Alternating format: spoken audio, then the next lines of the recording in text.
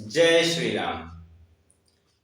प्यारे भारतीयों, जैसा कि आपसे कहा था कि सभी मिलकर के एक प्रयास करेंगे श्री रामचरितमानस के अध्ययन का, तो उसी श्रृंखला को लेकर के अब हम आपके सामने प्रस्तुत हैं।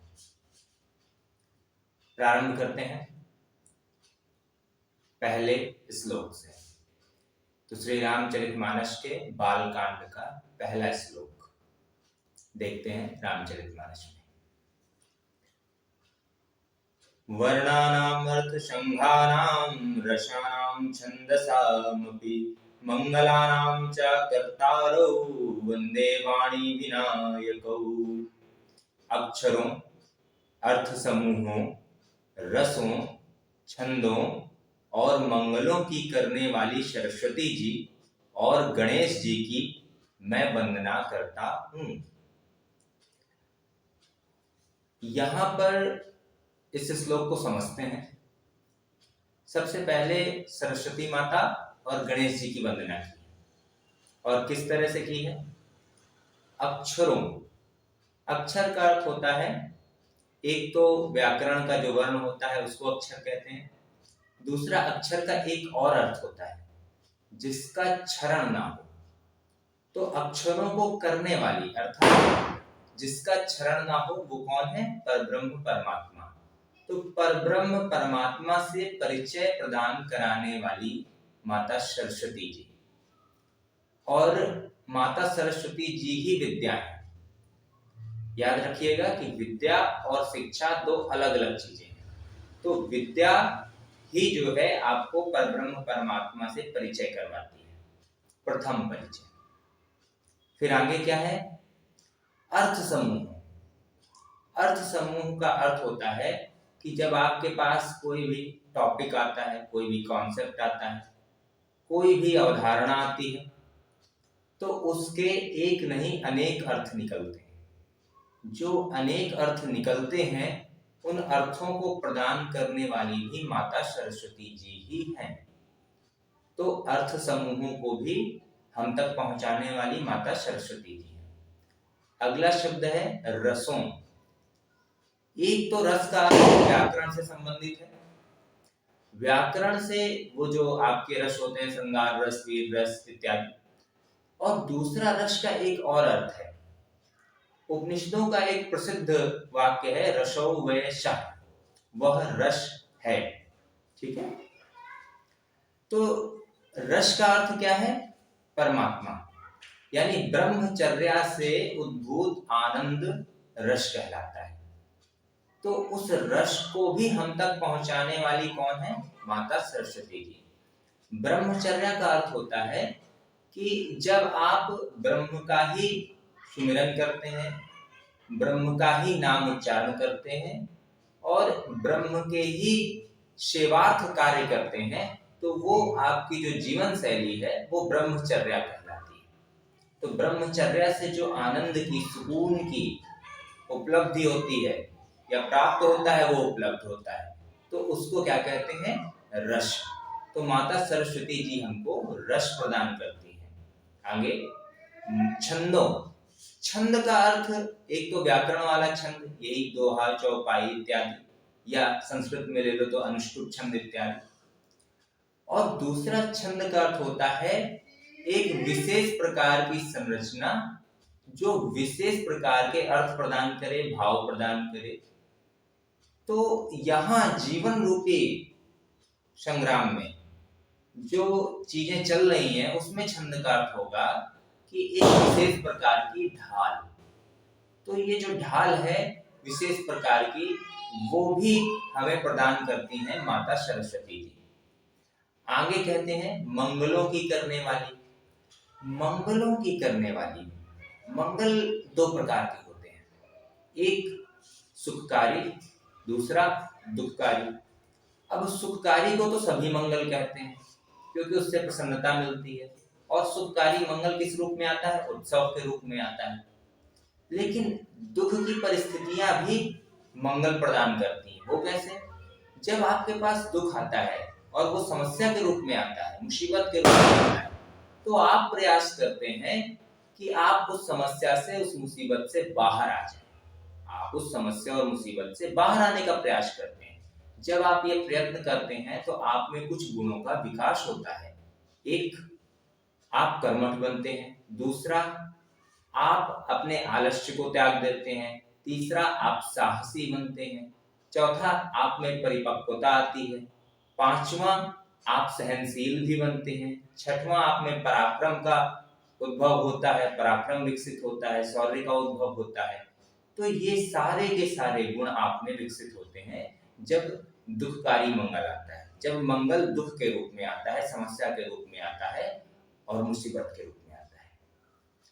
तो माता सरस्वती जी अर्थात विद्या क्या क्या प्रदान कर रही हैं? अक्षर यानी अक्षर ब्रह्म से प्रथम परिचय, अर्थ और रस, ब्रह्मचर्य से उद्भूत रस, और छंद एक प्रकार की ढाल, और मंगल, इतनी चीजें प्रदान कर रही हैं।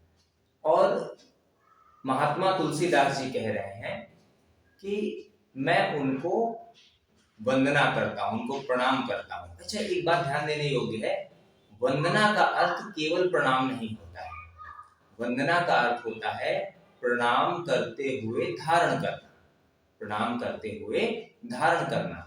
और वो माता सरस्वती के साथ साथ गणेश जी की भी वंदना कर रहे हैं।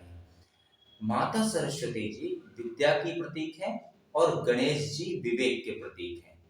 और वैसे भी गणेश जी माता सरस्वती जी के लिए पुत्रवत ही हुए, और विवेक सदैव विद्या से ही उत्पन्न होता है। और मैं फिर से कह रहा हूं, विद्या का अर्थ शिक्षा से नहीं है।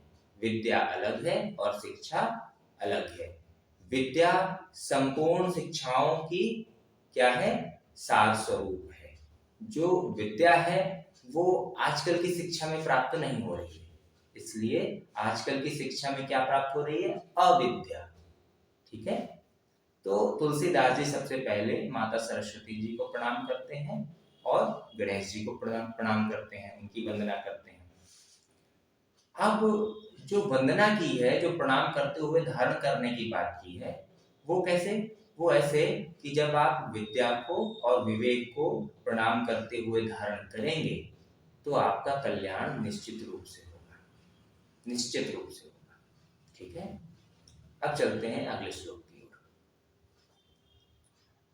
भवानी शंकरौ वंदे श्रद्धा विश्वास रूपिणौ, याभ्याम विना न पश्यन्ति सिद्धाः स्वान्तः स्थमीश्वरम्। श्रद्धा और विश्वास के प्रतीक श्री पार्वती जी और शिव जी की मैं वंदना करता हूं, जिनके बिना सिद्धजन अपने अंतःकरण में स्थित ईश्वर को नहीं देख सकते हैं। ये तो स्पष्ट है कि माता पार्वती जी जो है श्रद्धा की प्रतीक है, क्योंकि जितनी कठोर तपस्या माता पार्वती जी ने शिव जी को प्राप्त करने के लिए की थी, बिना श्रद्धा के वो संभव नहीं है। तो श्रद्धा की प्रतीक माता पार्वती जी और विश्वास के प्रतीक शिव जी। अब कौन सी श्रद्धा और कौन सा विश्वास, इसको भी समझ लेते हैं। श्रद्धा का अर्थ होता है कि आप ये स्वीकार करते हैं कि जिसके प्रति आपकी श्रद्धा है वो आपसे अत्यधिक श्रेष्ठ है, इतना अधिक श्रेष्ठ है कि वो आपके लिए पूजनीय है। इसको कहते हैं श्रद्धा। जब आप उसे बिल्कुल हृदय से समर्पण के साथ इस सत्य को स्वीकार करते हैं कि आपके सम्मुख जो व्यक्ति है जिसके प्रति आपकी श्रद्धा है वो आपसे अत्यधिक श्रेष्ठ है और आपके लिए पूजनीय है। जब ऐसा आप करते हैं तो आपके अंदर का अहंकार क्षीण होता है, और जब आपके अंदर का अहंकार क्षीण होता है फिर शिवजी अर्थात अखंड विश्वास। किस बात का विश्वास? विश्वास इस बात का कि प्रभु के श्री चरणों में ही मेरा कल्याण निहित है, इस बात का अखंड विश्वास। एक तरफ अनन्य श्रद्धा, दूसरी तरफ अखंड विश्वास, अहंकार भी क्षीण हुआ। और आगे वाक्य क्या है कि इनके बिना सिद्धजन अपने अंतःकरण में स्थित ईश्वर को नहीं देख सकते। शब्द बहुत ध्यान से सुनिएगा, सिद्धजन शब्द आया है, सामान्य मनुष्य नहीं आया है, मनुष्य मानव इत्यादि नहीं आया है, सिद्धजन शब्द आया है। तो आम आदमी की तो बात छोड़ ही दीजिए, जो सिद्धजन होते हैं वो भी श्रद्धा और विश्वास के बिना अपने अंतःकरण में स्थित ईश्वर को नहीं देख सकते, नहीं महसूस कर सकते हैं। सिद्धजन कैसे? ऊपर जो कहा था ना कि मैं सरस्वती जी की और गणेश जी की वंदना करता हूँ, अर्थात मैं विद्या और विवेक की वंदना करता हूँ। तो विद्या और विवेक को धारण करने से सिद्धजन बना जाता है। और जब आप विद्या और विवेक को धारण करके सिद्धजन बन जाते हैं, तब आप श्रद्धा और विश्वास को धारण करके परमात्मा के दर्शन कर सकते हैं, अन्यथा नहीं कर सकते। ध्यान से प्रक्रिया समझिए। एक तो ये कि सबसे पहले आपको विद्या प्राप्त हो, दूसरा ये कि विद्या के चिंतन मनन से आपको विवेक की प्राप्ति हो। जब आपके पास विवेक आ गया तो आप माया के दुष्प्रभाव से अपने आप को विवेक के माध्यम से बचा लेंगे। फिर आपका चित्त निर्मल हो जाएगा, अंतःकरण निर्मल हो जाएगा। उस निर्मल अंतःकरण में श्रद्धा उत्पन्न हो, किसके प्रति? परमात्मा के प्रति श्रद्धा उत्पन्न हो कि वो मुझसे अत्यधिक श्रेष्ठ है, वो मेरे लिए परम पूज्य है। तब आपका अहंकार क्षीण हो कि मैं कुछ हूं, इस बात का अहंकार क्षीण हो। फिर आपके हृदय में ये अटल विश्वास, अखंड विश्वास उत्पन्न हो कि परमात्मा के श्री चरणों में ही मेरा कल्याण निहित है। जब इतनी चीजें मिल जाएंगी, तब सब मिला करके श्रद्धा, विश्वास और विवेक और विद्या, ये सब मिला करके उद्भूत होगा प्रेम, और वो प्रेम ही परमात्मा की प्राप्ति कराएगा। इसके अतिरिक्त परमात्मा की प्राप्ति का कोई साधन नहीं। ठीक। अब सवाल ये उठता है कि कुछ लोग कहते हैं बात बात पे, कहाँ है भगवान, कहाँ है ईश्वर, दिखाओ हमें भी।